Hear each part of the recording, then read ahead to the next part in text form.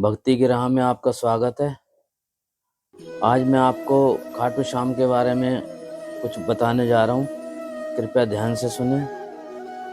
कथा बहुत शानदार है और कथा बहुत मज़ेदार है। कृपया ध्यान से सुने। राजस्थान के शेखावटी के सीकर जिले में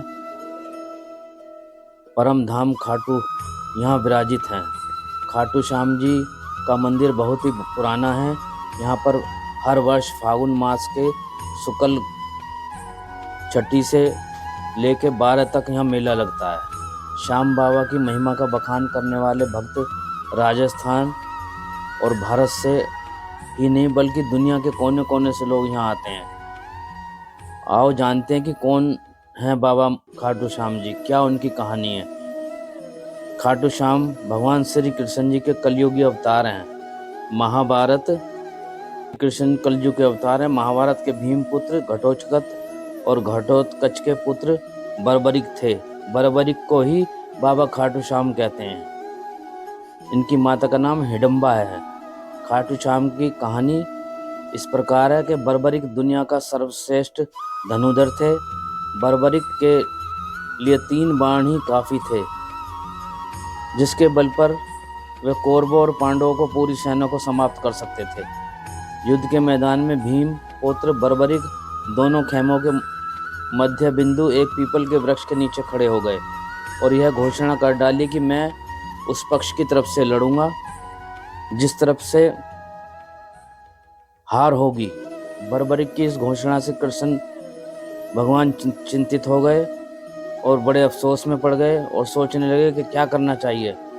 तो भीम के पुत्र बर्बरिक के पास जब अर्जुन तथा भगवान श्री कृष्ण उसकी वीरता का चमत्कार देखने के लिए उपस्थित हुए, तब बर्बरिक ने अपनी वीरता का छोटा सा नमूना मात्र ही दिखाया। कृष्ण ने कहा कि यह जो वृक्ष है इसके सारे पत्तों को एक ही तीर में छेद दो तो मैं मान जाऊंगा। बर्बरिक ने आज्ञा पाकर तीर के वृक्ष को की ओर तीर छोड़ दिया। जब तीर एक एक करके सारे पत्तों को छेदता जा रहा था, उसी दौरान एक पत्ता टूटकर नीचे गिर पड़ा। कृष्ण ने उस पत्ते पर यह सोचकर पैर रखकर उसे छुपा लिया कि यह छेद होने से बच जाएगा, लेकिन सभी पत्तों को छेदता हुआ वह तीर कृष्ण के पैरों के पास आकर रुक गया। तब बर्बरिक ने कहा कि प्रभु, आपके पैर के नीचे एक पत्ता दबा है, पैर हटा लीजिए, क्योंकि मैंने तीर को सिर्फ पत्तों के छेदने की आज्ञा रखी है, आपके पैर को छेदने की आज्ञा नहीं रखी है। उसके इस चमत्कार को देखकर भगवान श्री कृष्ण चिंतित हो गए। भगवान श्री कृष्ण यह बात जानते थे कि बर्बरिक प्रतिज्ञावश हारने वाले का साथ देता है। यदि कौरव हारते हुए नजर आए तो फिर पांडवों के लिए संकट खड़ा हो जाएगा, और यदि जब पांडव बर्बरिक के सामने हारते नजर आएंगे तो फिर पांडवों का साथ देगा। इस तरह दोनों तरफ की सेना धीरे धीरे खत्म हो जाएगी। तब भगवान श्री कृष्ण ब्राह्मण का वेश बनाकर सुबह के समय बर्बरिक के शिविर में पहुंचे और दान मांगने लगे। बर्बरिक ने कहा, मांगो ब्राह्मण, क्या मांगते हो, क्या चाहिए तुम्हें? जो तुम मांगोगे मैं वही दूंगा। ब्राह्मण रूपी श्री कृष्ण ने कहा कि तुम दे ना सकोगे, लेकिन बर्बरिक ने कहा बर्बरिक कृष्ण के जाल में फंस गए और कृष्ण ने उनसे उनका शीश मांग लिया।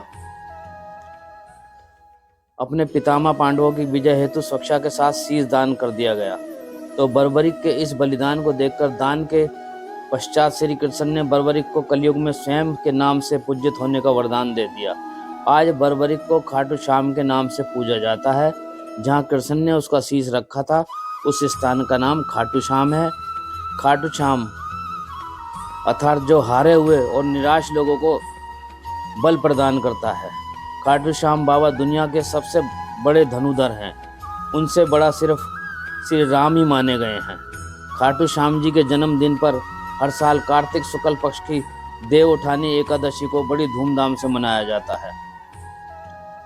खाटू का मंदिर बहुत ही पुराना है, लेकिन वर्तमान मंदिर की आधारशिला सन 1720 में रखी गई थी।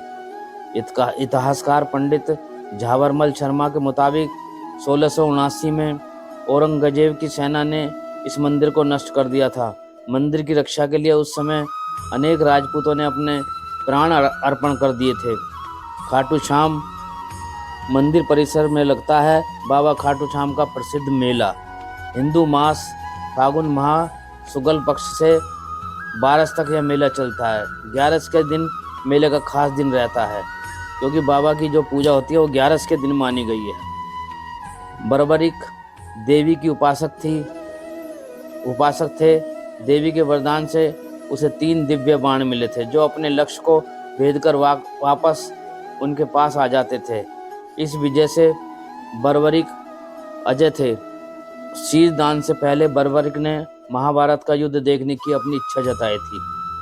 भगवान श्री कृष्ण ने उनके शीश को एक ऊंचे स्थान पर स्थापित भी कर दिया था और उन्हें अवलोकन की दृष्टि प्रदान कर दी थी।